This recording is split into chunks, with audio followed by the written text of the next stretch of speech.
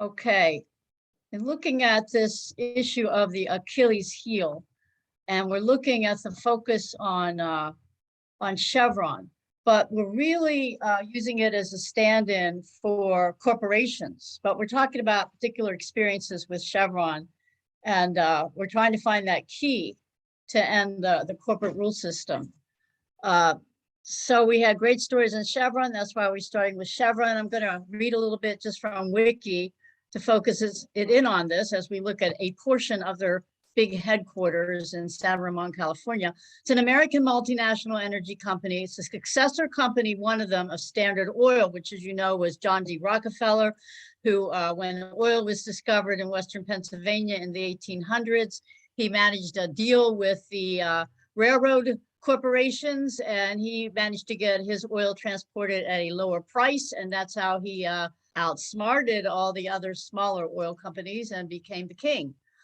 So it's headquartered, active in more than 180 countries. It's engaged in every aspect of the oil and natural gas industry, including hydrocarbon production, refining, marketing, transport, chemicals, power generation. It's one of the original seven sisters that dominated the global petroleum industry from the mid-40s, 1940s to the 1970s. It's one of the largest companies in the world and the second largest in the United States, only behind ExxonMobil.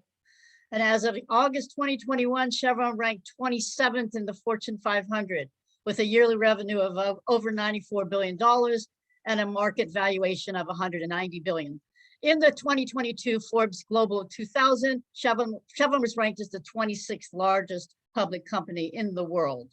Chevron's downstream operations manufacture and sell products such as fuels, lubricants, additives, petrochemicals. Its most significant areas of operation are the West Coast of North America, the US Gulf Coast, Southeast Asia, South Korea, and Australia.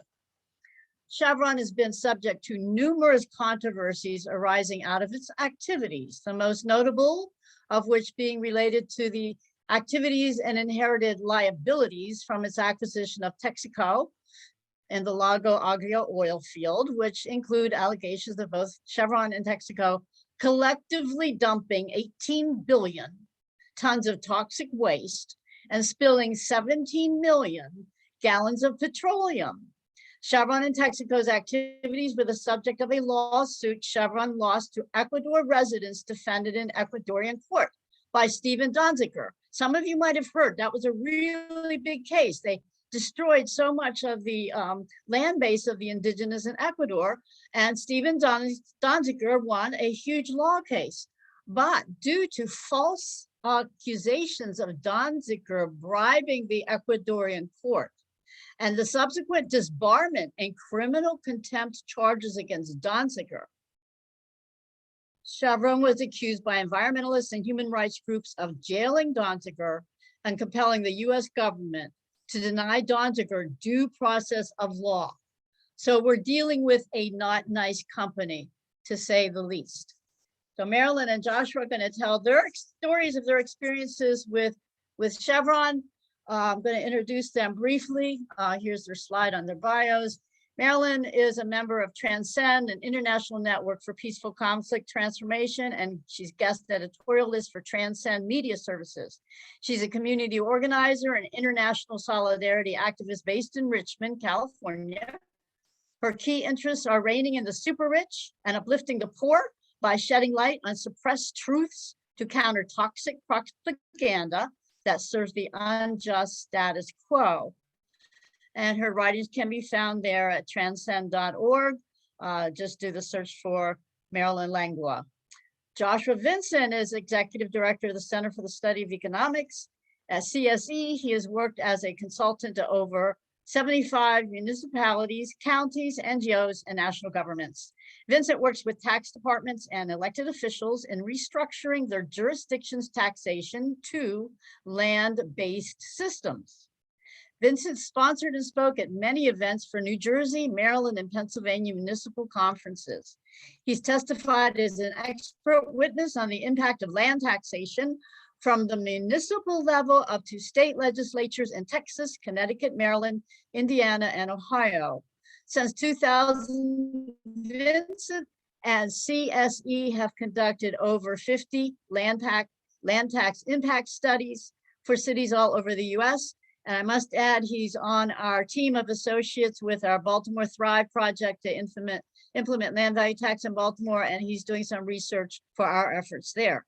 Okay, so go ahead, Marilyn. Do you want to remove your screen, Alana? Yeah, I'm in the process.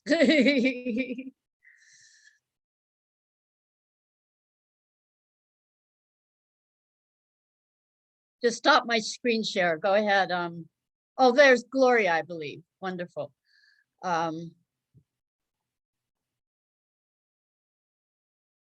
Okay, thank you, Alana, for that introduction about this corporation.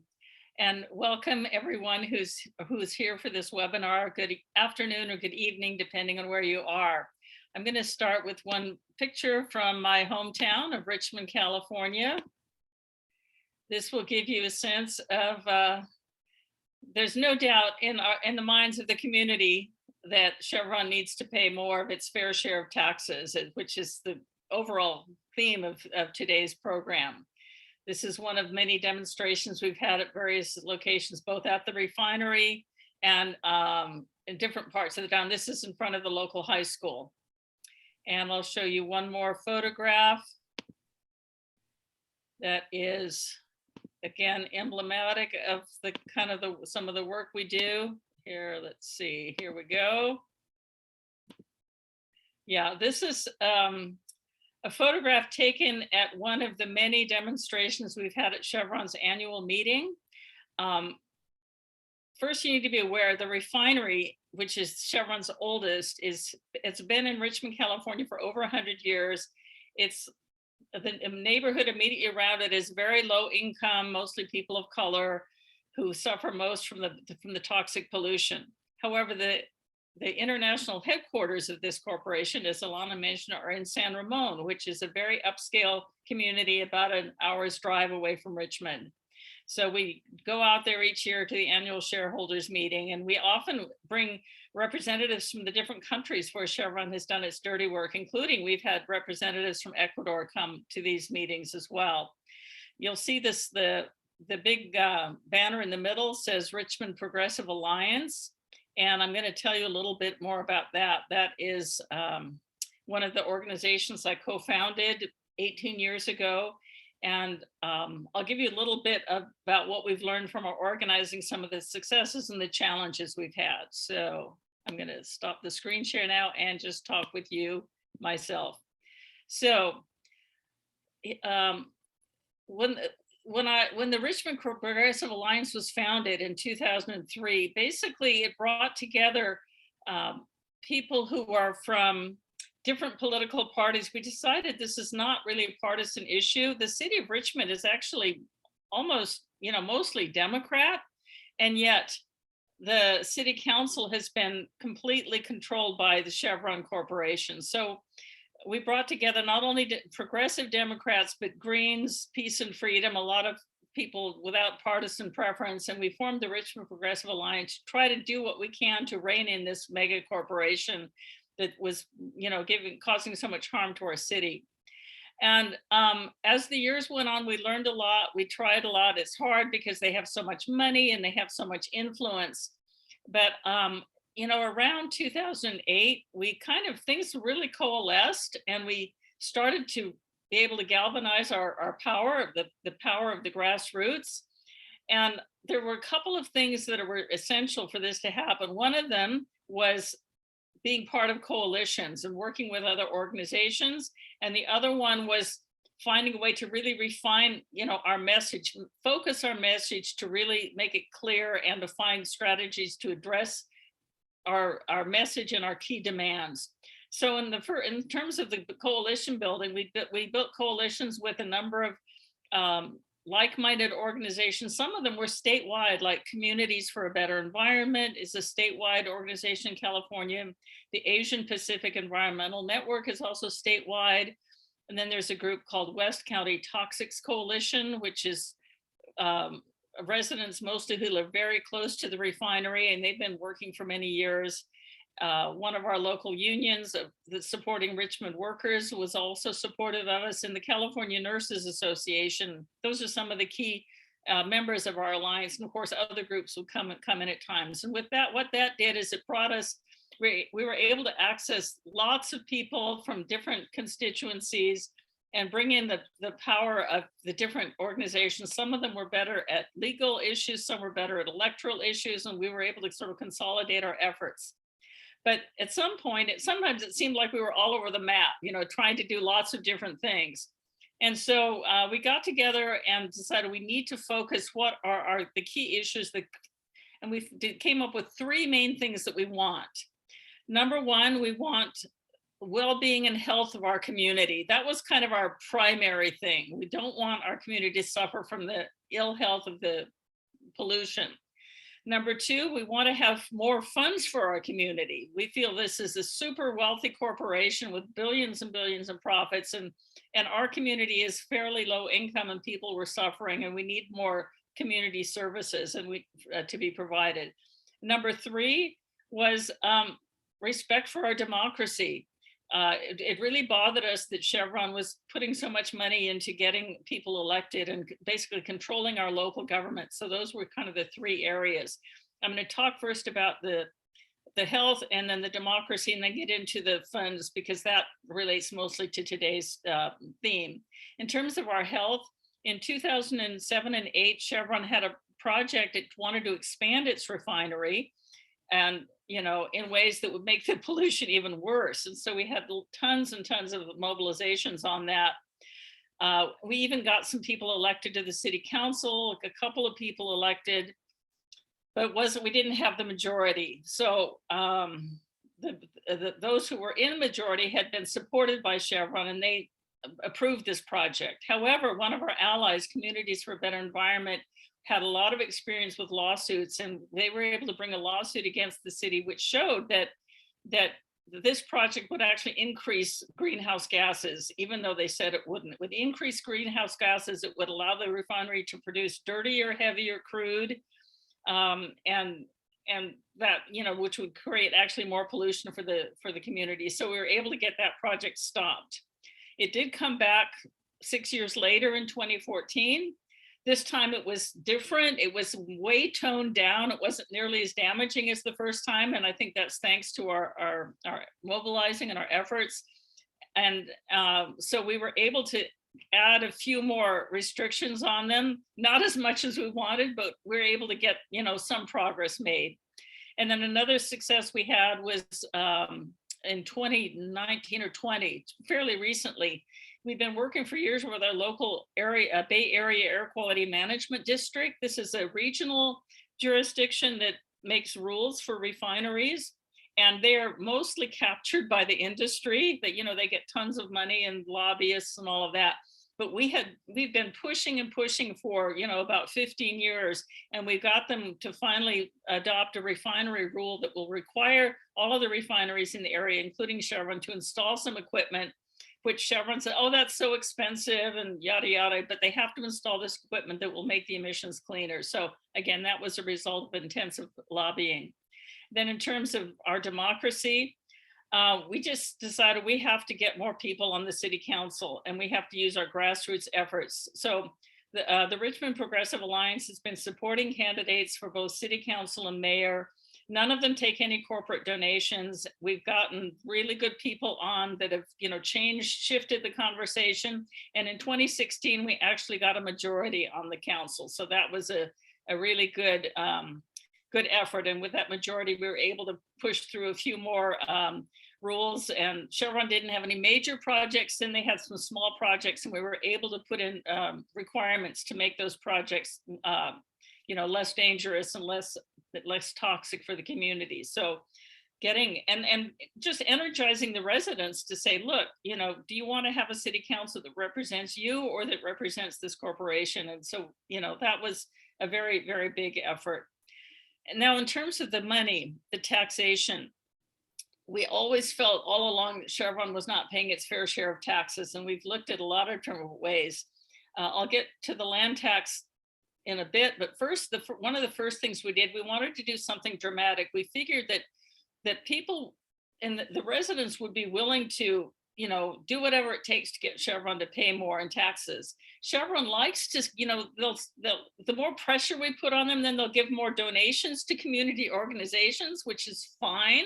There are a lot of nonprofits that need that money, but it's just, you know, when you accept that money, you have to put Chevron's logo on all of your literature, and they're still controlling the way it gets used. We think the money needs to come to our democratically run city that can then decide where it's best used for the community. Well, the idea we came up with was to adopt a tax on raw materials used in the manufacturing process.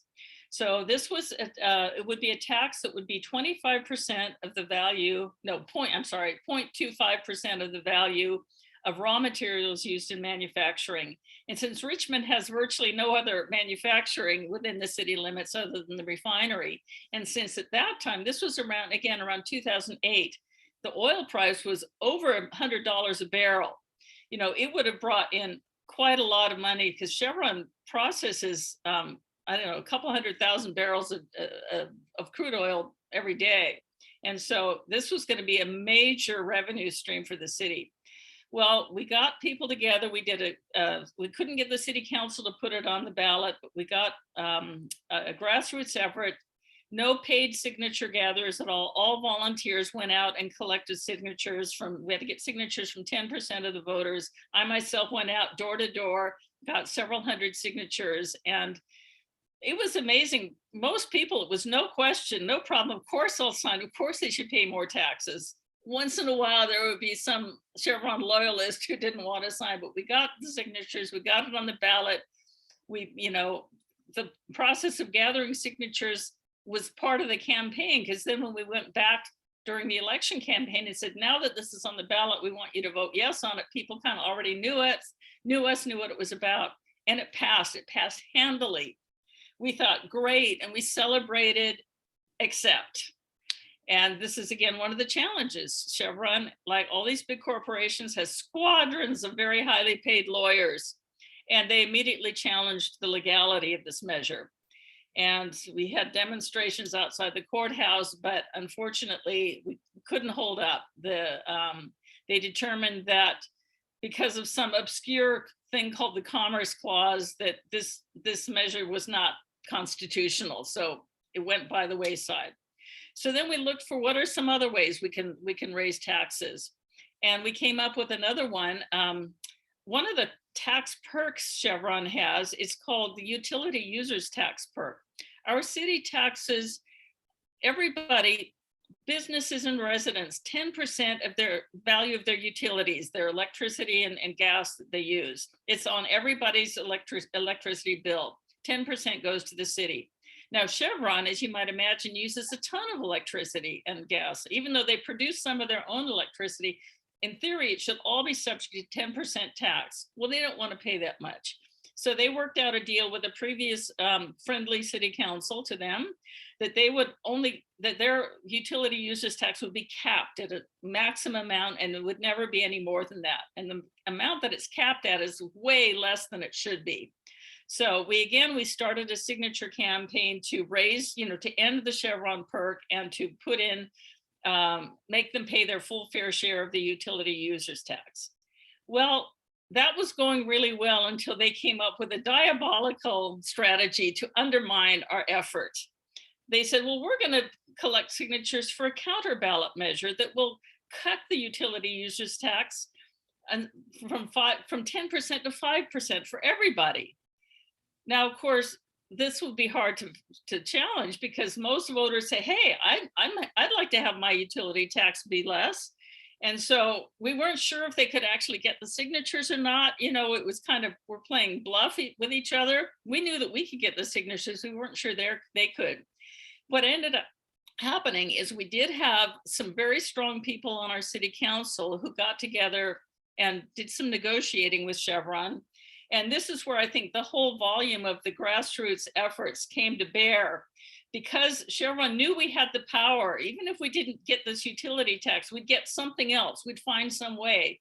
And so there was this big negotiation. We came up with a settlement that was pretty good. I mean, I wish it were better, but it was pretty good. We got Chevron to agree to pay $115 million in extra taxes over the next 15 years, spaced out, above and beyond what they would normally pay. So this was definitely a win for the city. We got this extra tax revenue coming in.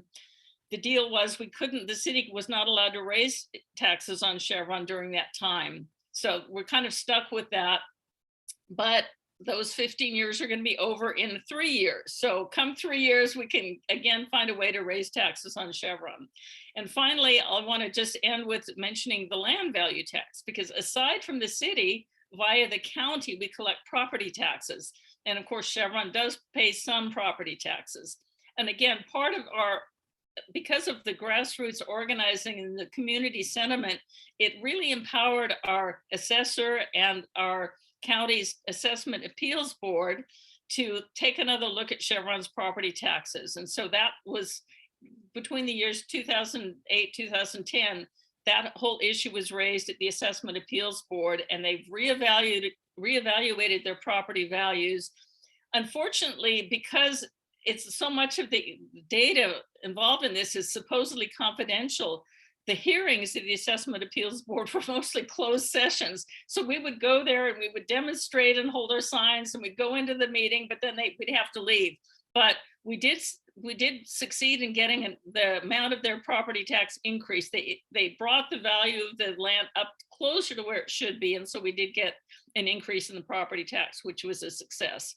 So as you can see, it's kind of a constant push and pull, but having the power of the people galvanized and united and in a strong coalition, it can really make a big difference. So thank you. And I'll be happy to have questions when the time comes.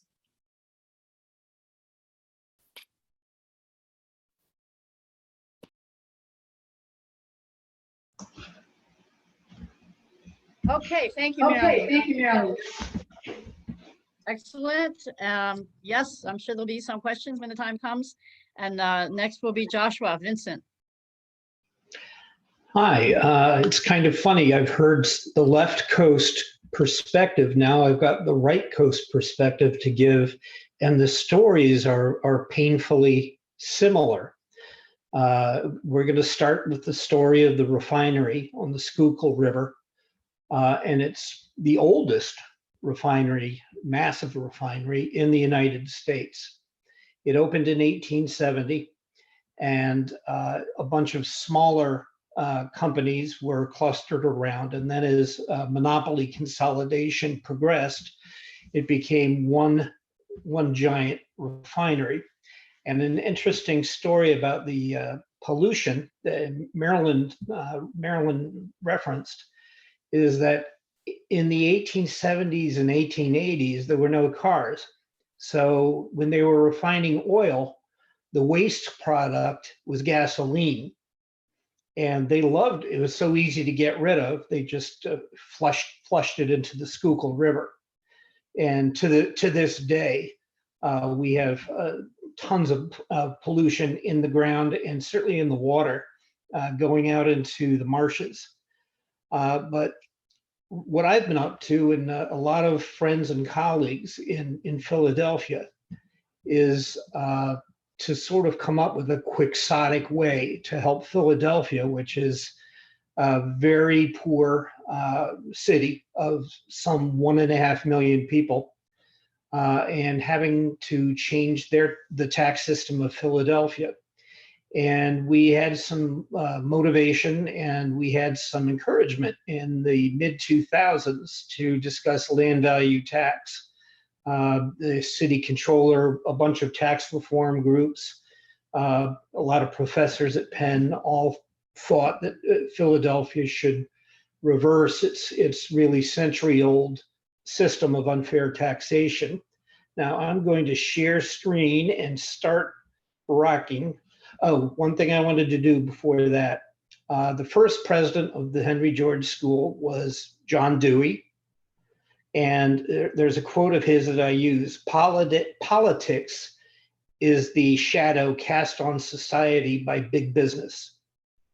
And same as it ever was. Not much has changed. And so John Dewey was writing in the early years of the Great Depression.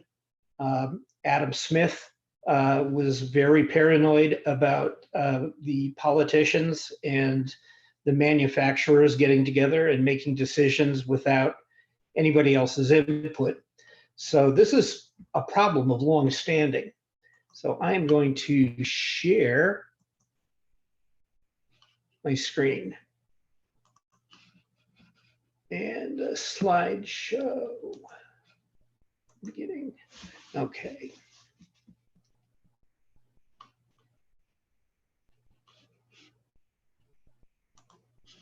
And can you see me yet? No. Okay.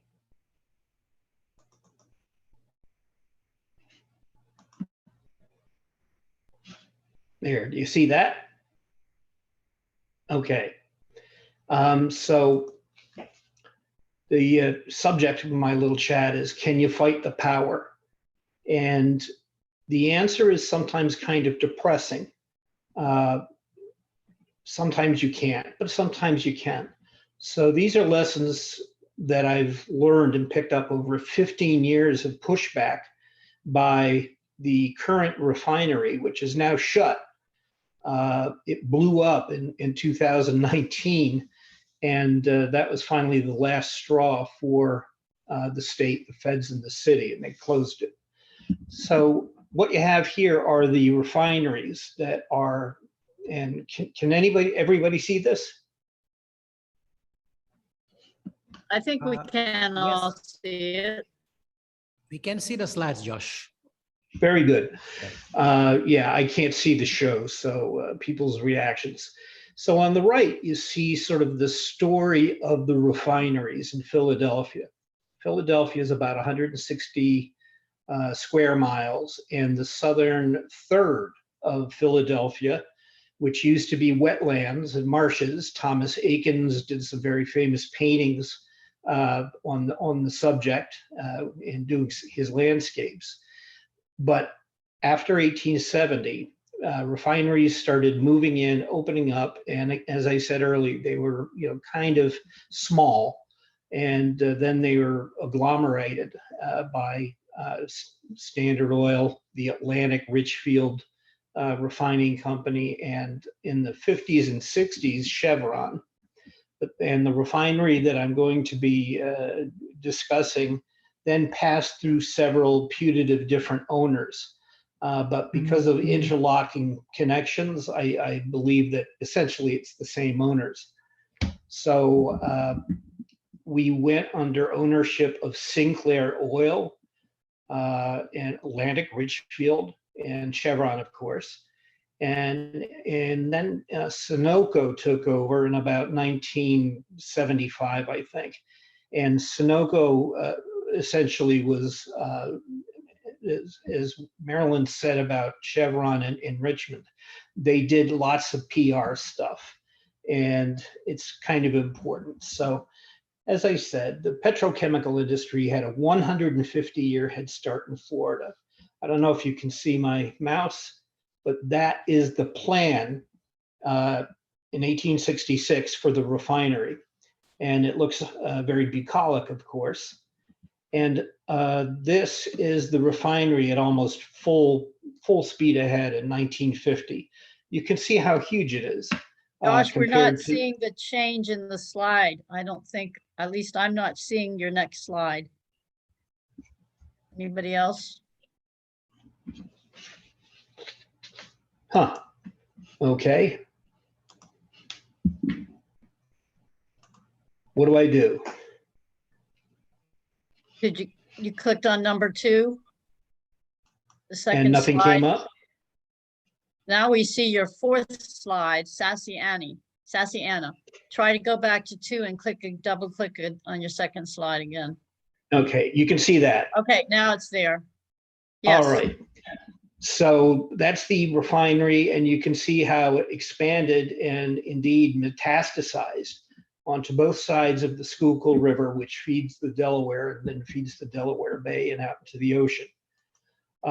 And although the names changed over the years, the relationships were connected and interlocked. The equipment was owned by many different companies, and oil was the goal, of course. And as I mentioned, in the 1870s, gasoline was free flowing into the surrounding area.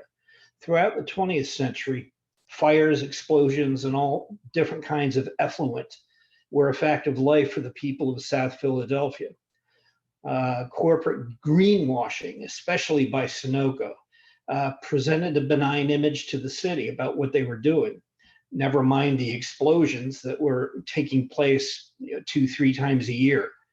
And just in the shadow of the refinery was South Philly, which is a very compactly populated residential and somewhat industrial neighborhood.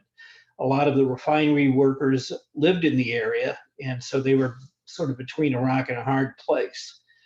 So currently, the refineries are located in the 2nd Councilmanic District. And for decades, the neighborhood was Italian.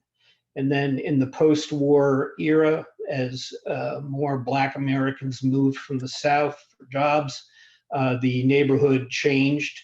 And the Italians have been almost entirely replaced by Blacks. And finally, they have representation in council. But when I was here, when I was working in Philadelphia, the city council president was Anna Verna, and we called her Sassy Annie. And you can see she presents kind of a nice picture with her leather jacket and her skirt. And when we brought land value tax in 2004 to council, she was really in charge of the hearings and tried to poo-poo the idea of tax reform, and specifically the effect that the tax reform would have on Sunoco, which I'll get to in a moment. So over the course of 5 years, we had hearings every year. Many progressive council people introduced land value taxation. The city controller, Jonathan Seidel, was a great ally. And all the supporters I mentioned from academia and public policy circles. So whenever I spoke, I'm trying to boil down what Sassy Anna would say to me as I was testifying. And she'd say, Mr. Vincent, Sunoco is a very good corporate partner. Well, they gave a lot of money for the 4th of July celebrations, and they gave everybody free little bumper stickers that said Sunoco. And the next year she said, Mr. Vincent, Sunoco is a very good corporate citizen. And that's because they instituted an annual meeting of the community to discuss pollution. And they held it for 1 year, and they haven't done it since, although that was part of a consent decree to try and get the place cleaned up. And Sunoco has assured us refinery is safe and there's no risk. And Sunoco certainly cannot afford the confiscatory tax increase that a land value tax would impose. And I think each time I testified, she said, Mr. Vincent, I'm disappointed by your purported outrage. Thank you very much. And I just want to blow up. These are the chemicals that exist to this day and have for 150 years on the same site. And I don't know if you can read it, so I'm going to try and blow it up. And you have benzene, cumene, dibromethane, dichloromethane, ethylbenzene, and it goes on. And we know that benzenes are about the worst chemicals that the petrochemical industry introduces, plus, of course, lead and many other things that are just dangerous to human health. And the cancer rates in South Philadelphia were always much higher than the national average, and they still are.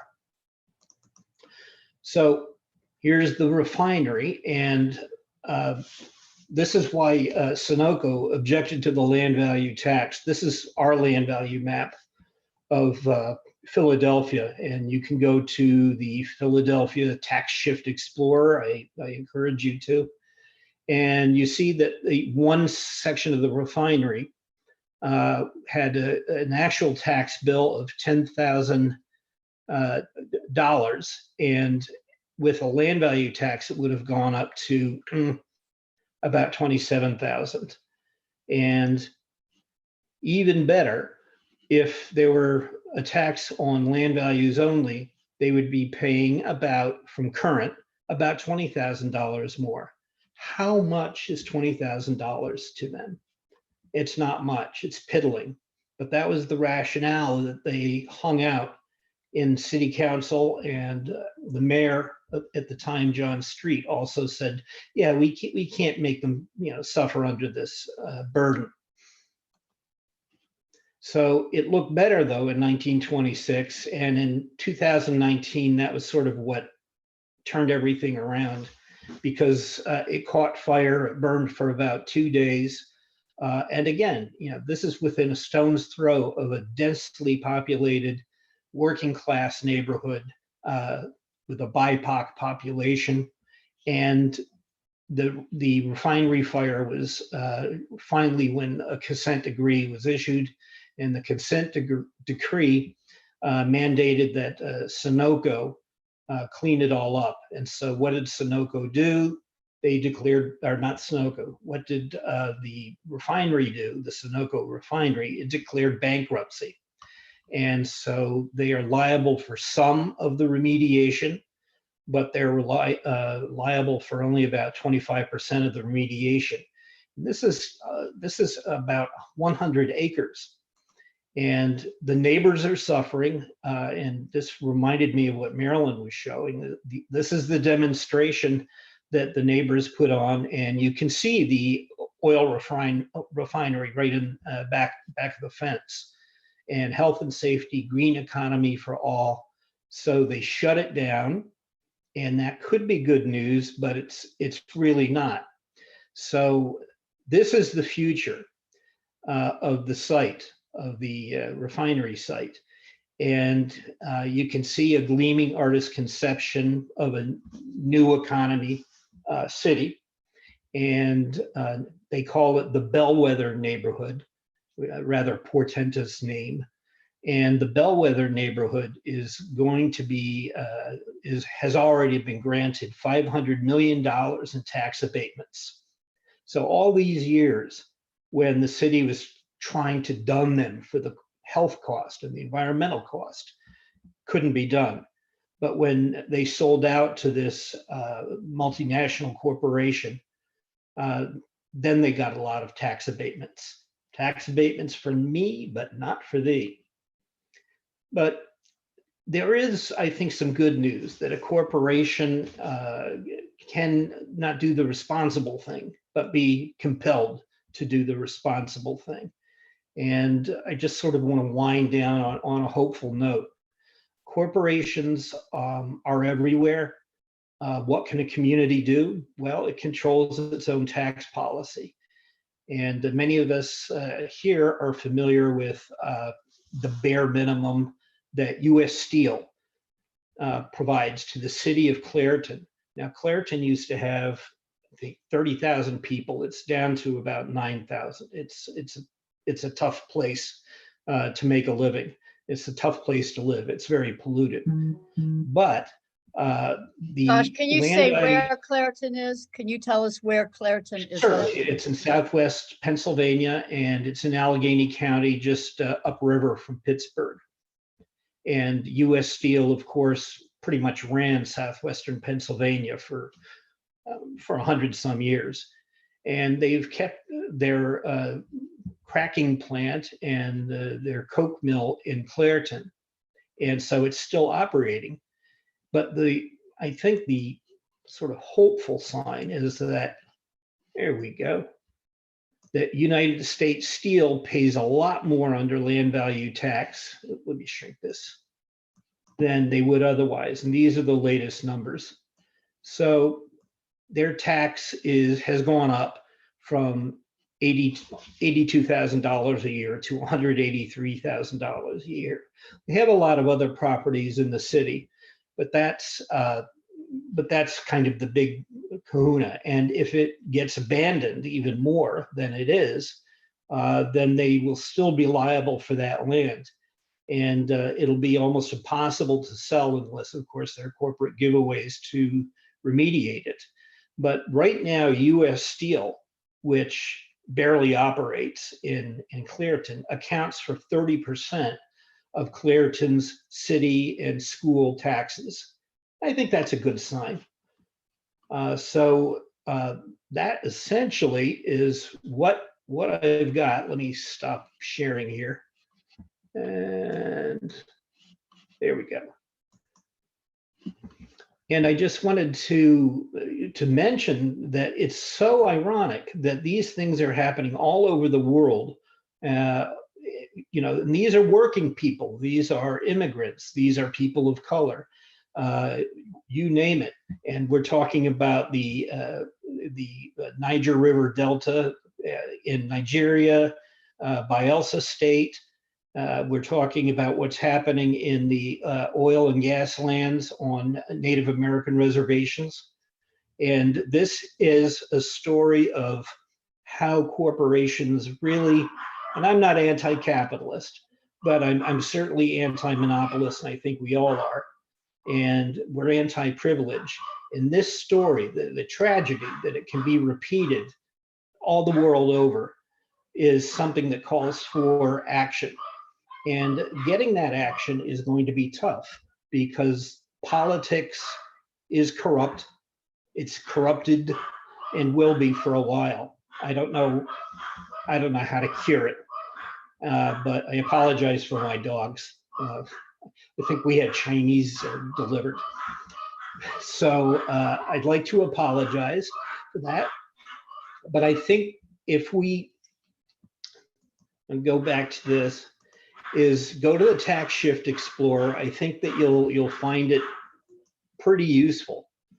And I'll send links to everybody.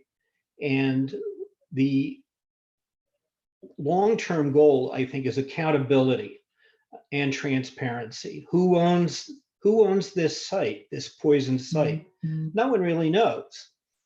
And who owes the people? No one really knows. And they're going to try and put the cost on taxpayers.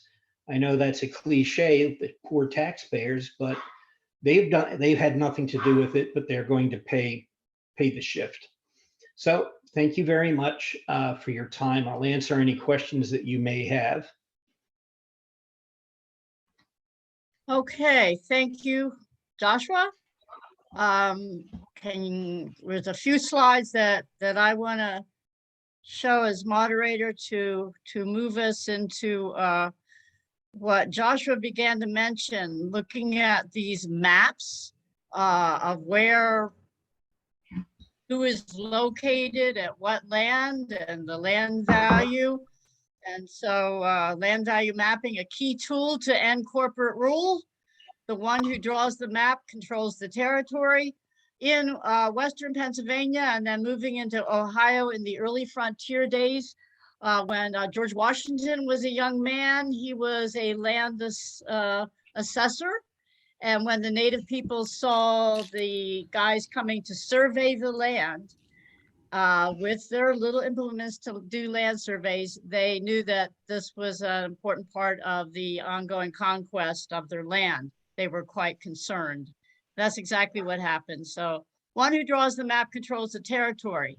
In the last several years with indigenous culture in United States, they've developed Mapping Back, a virtual collective space where indigenous communities and allies can share their experiences and expertise related to mapping resource conflicts. Communities can also access experiences, stories, and mapping tactics developed by others to fight against extractive industries on their homelands. In developing Mapping Back, we were inspired by the guerrilla cartographies collectively produced atlases, and they aim to create a new paradigm for cooperative and collaborative knowledge to have a transformative effect on the awareness and dissemination of spatial information. For indigenous peoples across the Americas, there are urgent threats imposed by the industrial extraction of natural resources, which threaten indigenous territories, cultures, and sovereignty. These industries include timber and pulp, mining, oil and gas, hydroelectric development. The debate of territory is essential in these resource conflicts.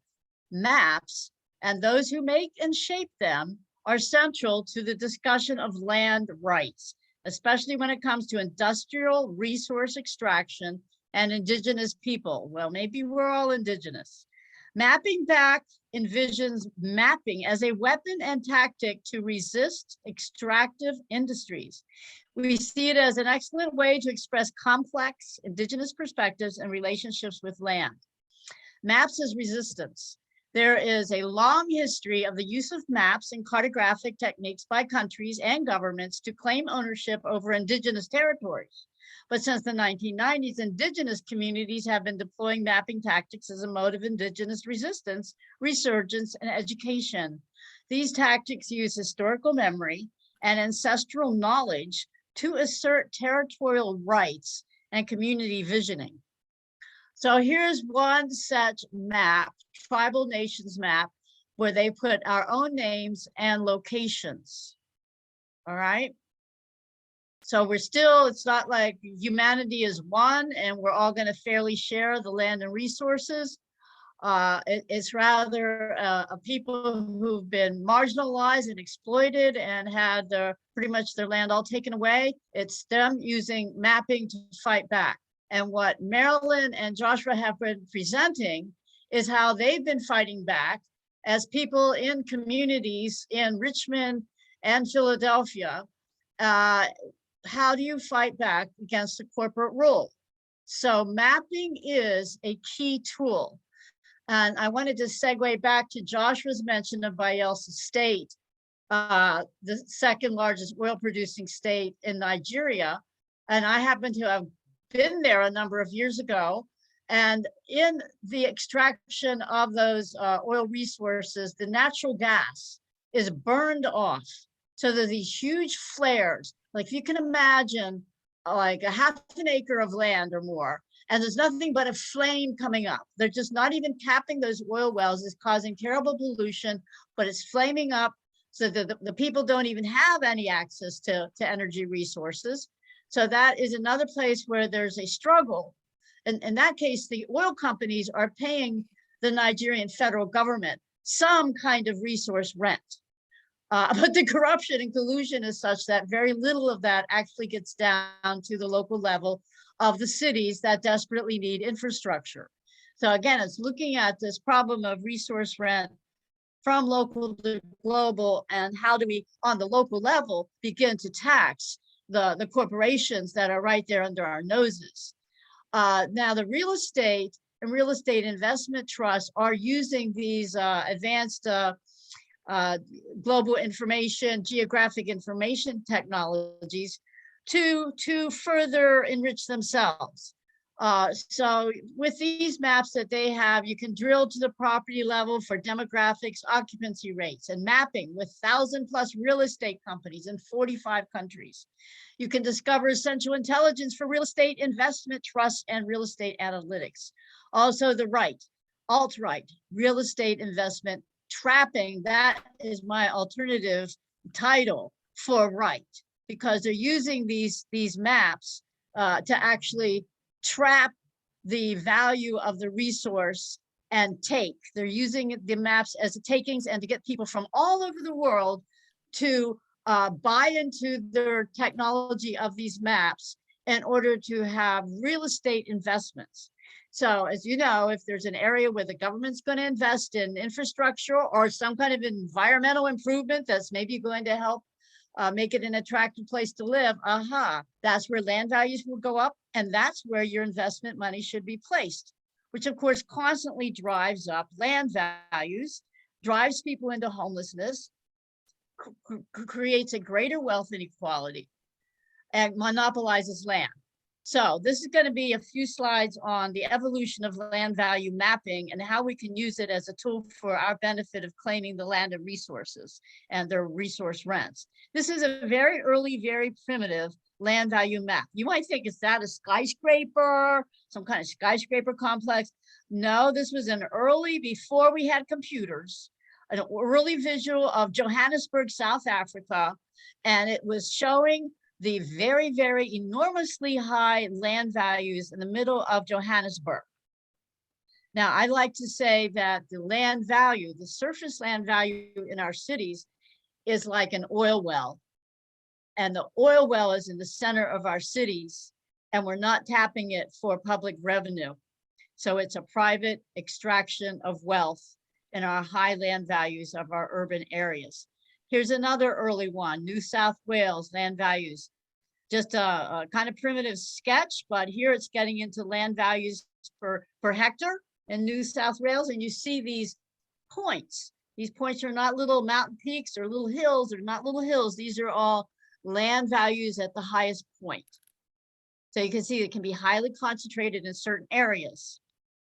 Another earlier land value map showing again, you see kind of the flat two-dimensional map, and then you see that red jagged going up, and that's another effort to be able to picture the areas that have extremely high land value.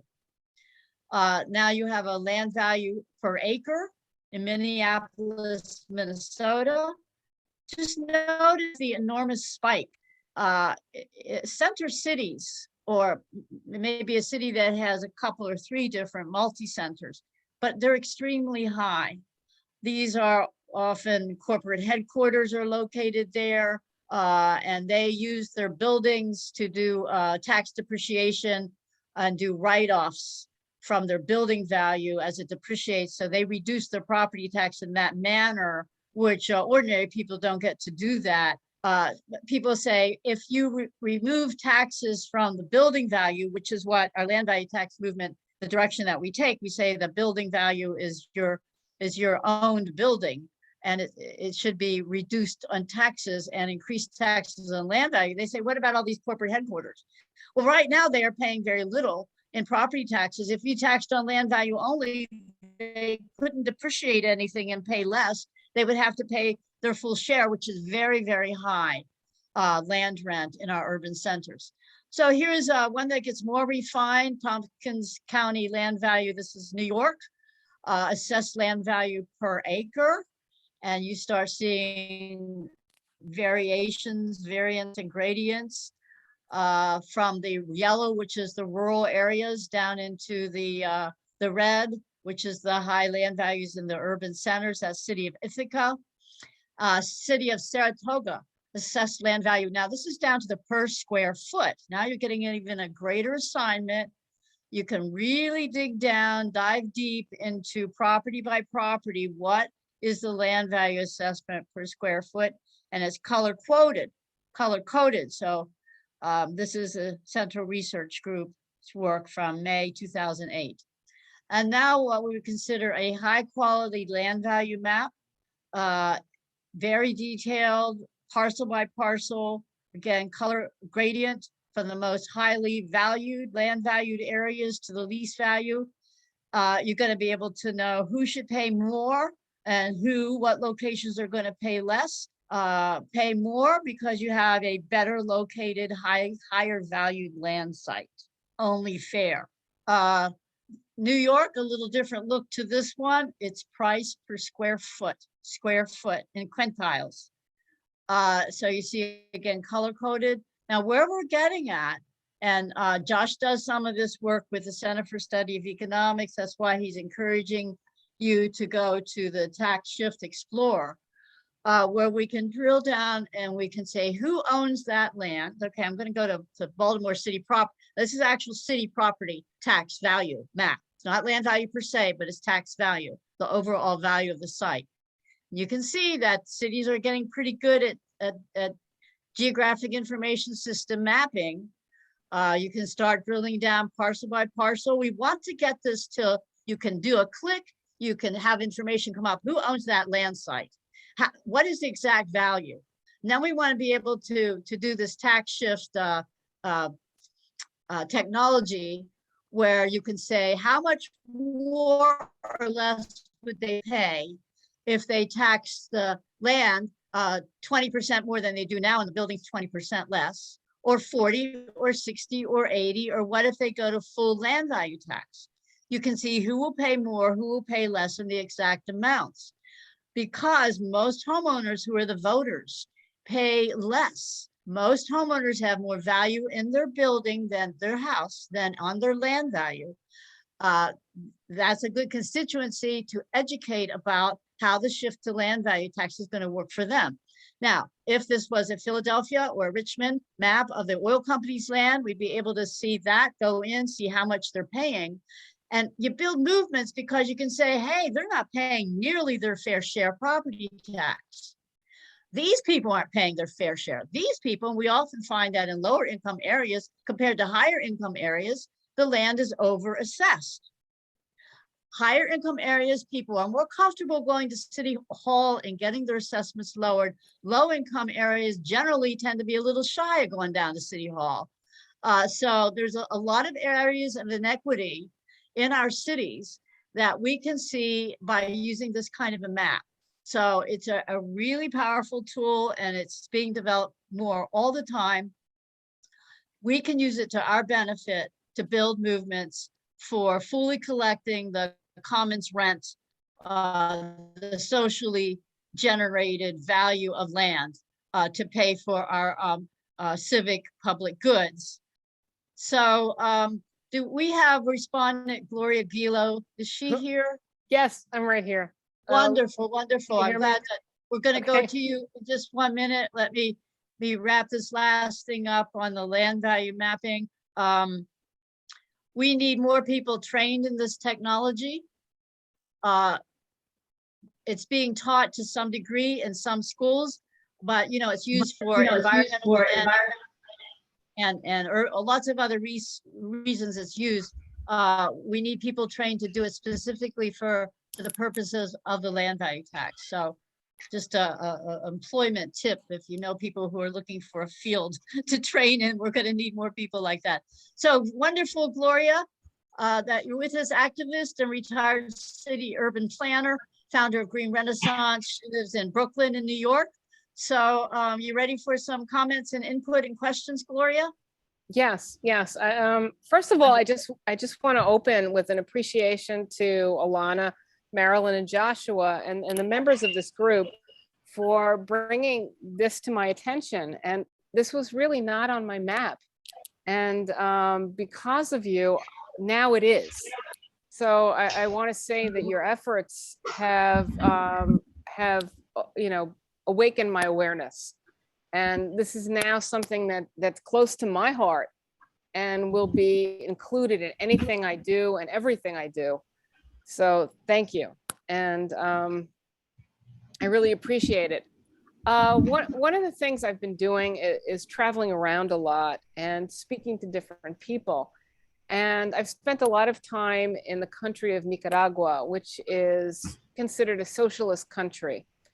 And I was very impressed with Nicaragua because of the way they handled their electric bills. And I mean, this sounds quite, small, but I think it has implications. And they talk about a fee curve. So if you use X amount of electricity, you pay such amount on a fee curve. If you use another amount of electricity, you pay a different amount on the fee curve.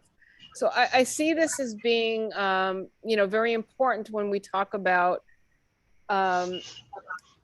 the different concepts, not necessarily land value, but you could use it for land value. I think there was, on usage.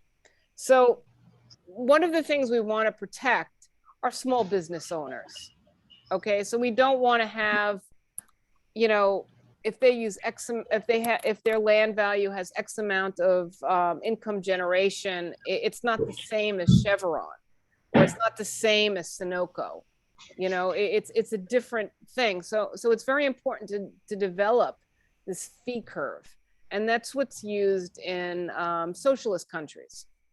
So for example, if you're a person, to really bring it to its most, fundamental level or its lowest common denominator, if you're a person in Nicaragua and you have a refrigerator and that's it, okay, your fee curve is much lower for your electric rate.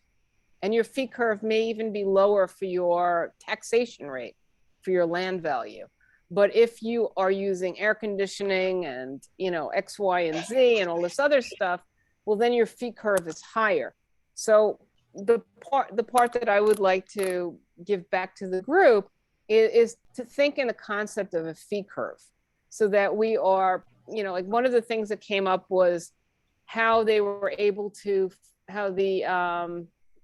oil company was able to finagle this 5% increase and people went along with it. Well, if there was a fee curve, that never would have happened, okay? Because the people at the lower end would have not been paying. You could have told them, hey, if you go this direction, you'll have 0 payments. And Chevron will have 10% payments because of the curve.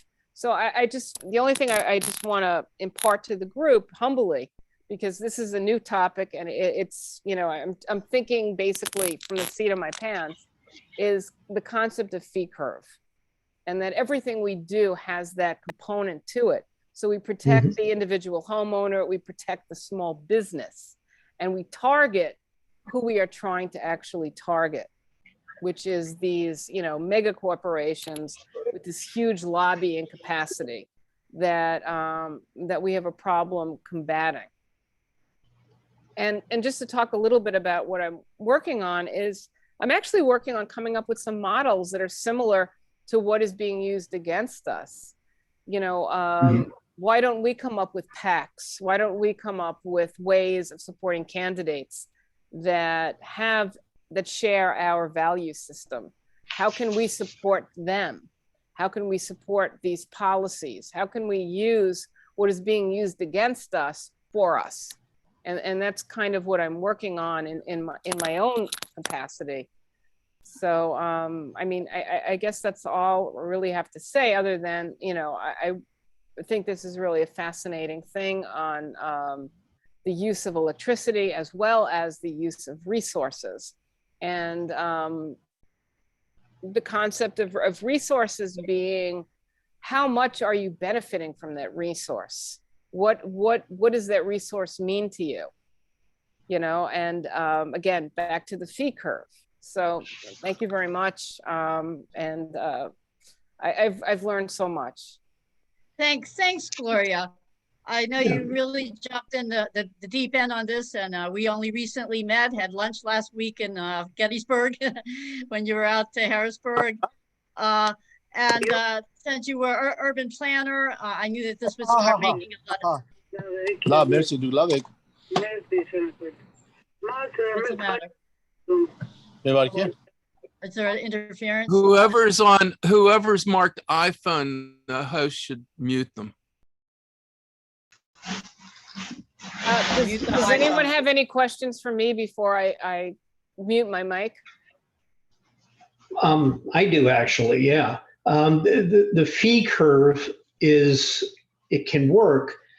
I think the problem that we face when implementing this is that so much of the resource has been stolen, literally, that gauging the fee curve would be interesting. In Nicaragua, I can see why it would work because, number one, there's a cadastre, which most countries in Central and South America don't have. But there's, in Alana's map, for example, the vacant land is a theft and inaction, each act. And the money that should go to the people, the land rent that should go to the people, is sucked out of the city. And it's a universal story, like United Fruit back in the day in Central America. In other words, the resources there, but determining what it is very difficult because it's stolen in the middle of the night. So I think we have some room to work here. And I would just say to you as a planner, Walter Burley Griffin was the builder of Canberra, and he demanded that it be financed with a tax on land values only. And it was. The other thing I just wanted to add is that one of the things that I have focused on, and this is what you brought to the table is a new one for me, and it's on my map now. But one of the issues has been the fact that the United States has not honored its treaties, its international treaties, its domestic treaties. So one huge problem is getting the United States to honor its treaties, especially when it gets into indigenous peoples. Particularly, ask our indigenous friends here in the United States, how many treaties said as long as the grass grows and as long as the water flows?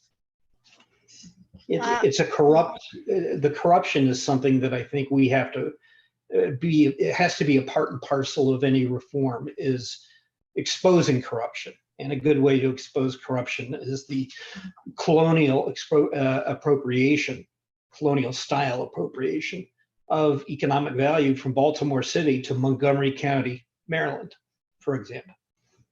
Thank you very much. Thank you. Okay, just to make sure, maybe not everyone is aware of how the Alaska Permanent Fund functions. And as one of the last states in the Union, their state constitution says that the natural resources of Alaska belong to the people. It is a commons. So when they knew that there was going to be oil that was going to be taken out of Alaska under the state constitution, the state government was able to charge a sufficient rent fee to the corporations, and that oil rent fee has funded much of the infrastructure and the community needs for the state of Alaska without having to rely on taxes on wages and production. The other thing, it was such a large amount that they established a permanent fund, and out of that permanent fund, it's an investment fund of the oil rent. They give a check every October to every single resident of Alaska for a certain amount of money as their citizen income, citizen dividend. It's been anywhere from about $1,000 to significantly over $2,000 per year. And for a family of four, that's $8,000. That is significant additional income to most families. You only have to be resident in Alaska for 1 year to get this. So I think it's a really important model. We should say the same thing for our cities, for the companies in our cities, and for all the land value in the city, that the land value is a commons and it needs to be returned back to the people to pay for the public goods that we need. And also probably enough, what do others think, to pay for even an urban citizen dividend if we had full resource rent capture in our cities. That's a thought to share. Now there's 31 people on this, which is a great amount. I'm seeing some hands now. I'm seeing James Frederick. Thank you, James. Unmute, please. And others, you can look at the chat to see what people are putting into the chat. James, if you can press unmute. I tried pressing it and it didn't work. Now it does. This is a question for Ms. Langlois. Does the California Constitution permit cities with home rule to tax land and buildings at different rates? Yeah, thank you for the question.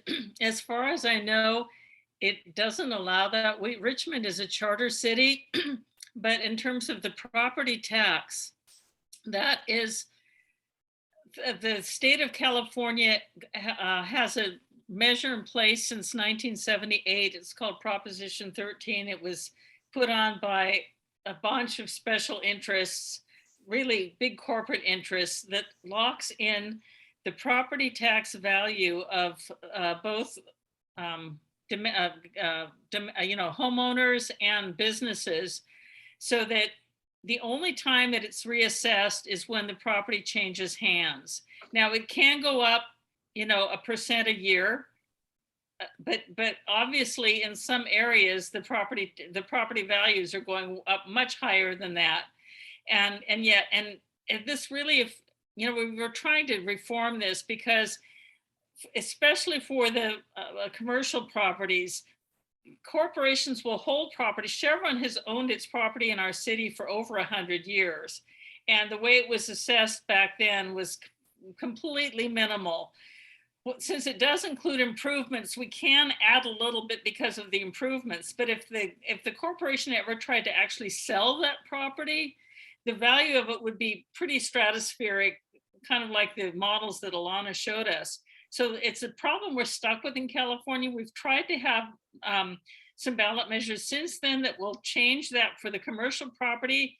The amount of lobbying and money that goes into that is just horrendous. They always say in the ads, well, this is going to hurt the small businesses. This is going to hurt residents. When, measures have been crafted that will specifically target the large corporations that sit on a lot of property for many, many years, let the value increase and never have to pay higher property tax. So it's a big challenge we face in California, but we're not giving up.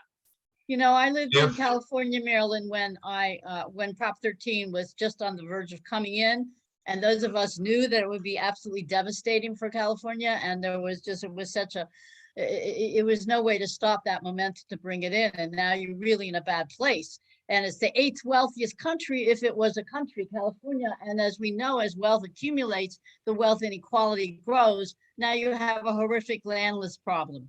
If I still lived in California, I would do a direct land rights action for those homeless people. I would use land maps. I would identify areas where there could be ecological villages, put lands into land trust, get people housed on community land trust land, direct action land rights movement, to teach then what the land problem is, so that we could then move ahead into the tax shift that we're proposing.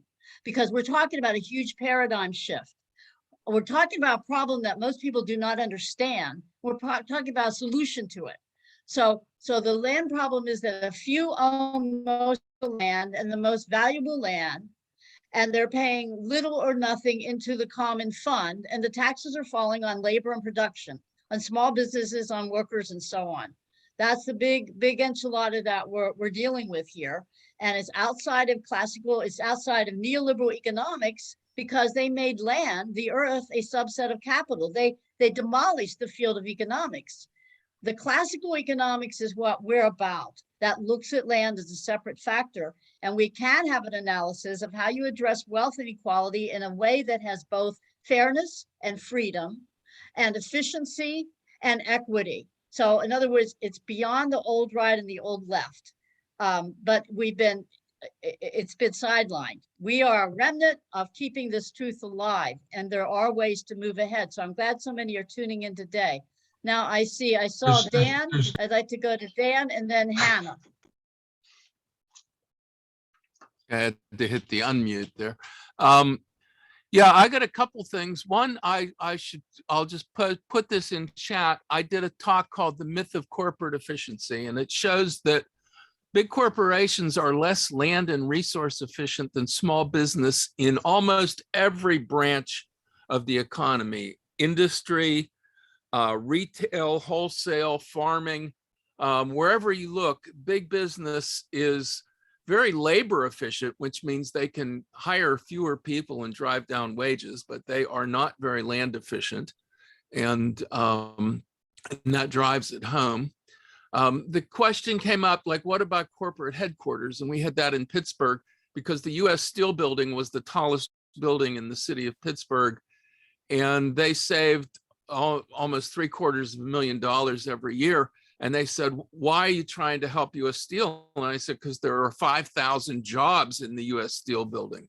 But when you look at Clairton, US Steel is the largest landowner in Clairton. They are the largest landowner in Duquesne. They're the largest landowner in McKeesport. They're the largest landowner in Rankin. They're the largest landowner in many of these old industrial cities. And what they save on their corporate headquarters, if these other places do it, they would more than pay back. In fact, they're one of the largest landowners in all of Appalachia, and they own 200 square miles of land around Birmingham, Alabama. So that was, that's something that you always focus on their shining jewel. You know, you focus on the Trump Tower and you ignore the golf courses he owns and stuff. And the other thing I would just mention is that a per capita dividend works a little better than a fee curve. So if you charge everybody the same rate, but each person gets a share of that payment, then the people who use very little electricity or gas or whatever it is, the people who use a small amount end up getting, they can pay their costs from the per capita dividend. And I'm not saying it has to be like the basic income that has to be enough that you don't have to work. I'm just saying even a small per capita dividend has the same effect as a fee curve, and it's a little simpler and more elegant. So those are the only three things I had. Thanks, Dan. Did you put into the chat a link to an article that you mentioned? Yeah, the myth of corporate efficiency. I just put it in chat, and it's a YouTube video. If you click on it, it'll come up on your browser and you can watch it later. Thanks. That's great because what Mason Gaffney discovered in his article on agribusiness is the same thing, that property tax actually is better for the smaller farmers because they have more infrastructure that will not be taxed. They have their buildings and their barns and their equipment, and that the corporate agribusiness are very but they have less of the infrastructure. So Yeah. it is a way to drive a land reform any way you look at it, you know? Yeah, So I drew Hannah on Judson. I Yeah, drew sorry, on go ahead, Dan. Mason's paper for that, Mhm. and added some analysis about organic farmers actually do better, and Yeah. farmers who grow human food do better than farmers that grow grain for cattle. So, And organics more labor intensive usually. So that's oh another yes, reason much more. we're talking about untaxing labor. Okay, Hannah, you ready? Unmute, please. Hi, everybody. I want to say, first of all, thanks to our speakers for coming out tonight. I really, I appreciate it. I'm sort of a newbie in the world of learning about land value taxes, and so it has been really great and informative to attend this evening.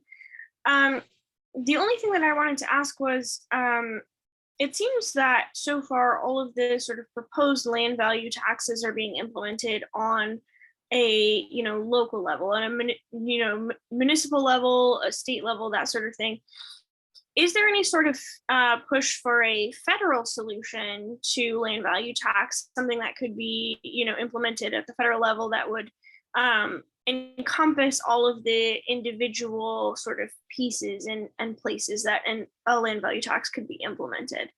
Yeah, I think that's sort of my main point of wanting to learn more. Hannah, on the federal level, about 48% of the land mass of the United States is federal land, and it's mostly out west. Like the state of Nevada is only 15% private land. It's 85%. A lot of it's military bases and so on. And so you have the federal government in charge of a huge amount of the United States land base, and they've managed to get companies that get access, whether it's for ranchers or for extractive industries, at below fair share market value. And so that is certainly an issue that we're concerned about, and that the federal government, we need a movement to push the federal government to charge much higher land rent on our federal lands. Any other comments in response to Hannah? Joshua? I would mention that we're working at the state level, and allies are working at the state level to just make this legal in most states. It takes a lot of grunt work. Somebody can speak to the possible problems in the federal land tax, but we're getting to the point where places like Michigan, Maryland, Vermont, New Hampshire have a statewide property tax. Montana has a state property tax. So that would be a perfect way to turn back the raging tide of Californians coming into Montana, is to make them pay for the privilege of taking that land value. But at the federal level, somebody else should jump in. I don't think so. But yeah, we've looked at this, and the Supreme Court has ruled several times that a land value tax is a direct tax. It's in the Articles of Confederation. It's what we originally called for. But because it's a direct tax, it has to be apportioned per capita, which means that Alabama would have to raise the same amount of money per person as Connecticut. So the richest and poorest states would have, the Alabama rate would have to be much higher than the Connecticut rate. And the only way you could offset that is if all the Alabama collections were used as a per capita dividend for Alabama residents, and the Connecticut were used as a dividend for Connecticut residents. There's just, the court precedents are very much against this. However, we can push for full leasing at full value, the oil rights, and there's a lot of what is economically considered land, the broadcast spectrum, the satellite belt, there's a lot of things that we don't think of as land, but are defined by economists as land. And those things can be leased at the full value, and that revenue can be used to reduce taxes on productivity. The challenge here is a kind of a view where, in addressing wealth inequality, is usually approached as redistribution. Get the government to take from the rich, the haves, and then give to the poor. The wealth is extremely grossly unequally distributed. And so a redistributing plan is what people think of. We are something else. Our movement is pre-distributive justice. We want the distribution of wealth to be fair at the source, at the root, in the gifts of nature, as fair share rights to our birthright of land and resources, of nature, and of what society creates in the land values. So we are out of the box. We have the potential, and do so in some of our cities who implement this, of unifying beyond right and left.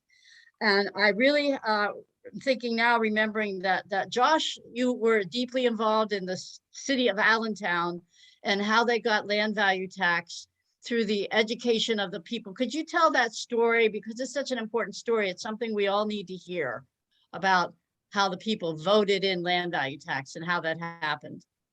Unmute, please. Unmute. Josh, you're muted.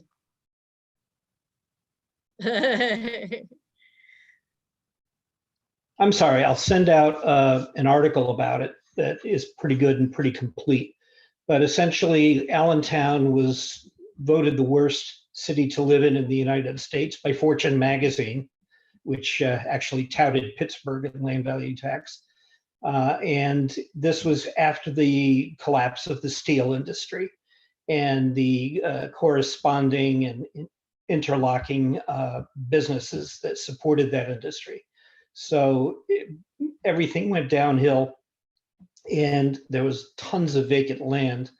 And so the city council passed land value tax 4 times in the 1980s, but each time the mayor vetoed it on the grounds of communistic-ism. And he was backed by, and this goes back to the Chevron people you had on council, he was backed by the Allentown Fairgrounds. And if anybody knows the urban crime this is, it was about 20 acres of vacant, flat infrastructure service land in the middle of town. And it just took so many opportunities away from businesses and people. So yeah, we had a few allies that really were surprising. And we had a hard right Republican, Pat Toomey, who is senator from Pennsylvania, and we had the Teamsters on our side. So weird bedfellows. Long story short, it passed by a popular vote, and then it was sued. They sued to get rid of it the next year, and it passed by the same vote. So it's possible, especially in a place where you have active democracy that's locked into the system, like initiative and referendum, that kind of a thing. So it's our third largest city in Pennsylvania. And it's one of the rare examples where people voted in economic democracy, a very important form of it with the land value tax. And I believe it's shown that it's a very helpful policy for Allentown, correct? If you compare it to the nearby city of Bethlehem, there's with less government subsidy, there is more building activity in Allentown. Is that still holding true, Josh? That is still holding true. Bethlehem placed all of their bets, if you will, on a casino. And that was the problem right there. And the casino didn't work out, of course. But what Allentown is doing is building lots of small businesses. And as happened in Harrisburg and many other towns, nobody, subsidized these small businesses. People just open businesses on their own. The mayor of Harrisburg, Steve Reed, I think we remember the old story where he said, the only thing I don't like about land value tax is that I can't go to any ribbon cutting ceremonies. People are doing it all on their own. Great. It's so important, that Occasional story. office. Thanks for putting the link in the Yeah. chat so we can read more about it.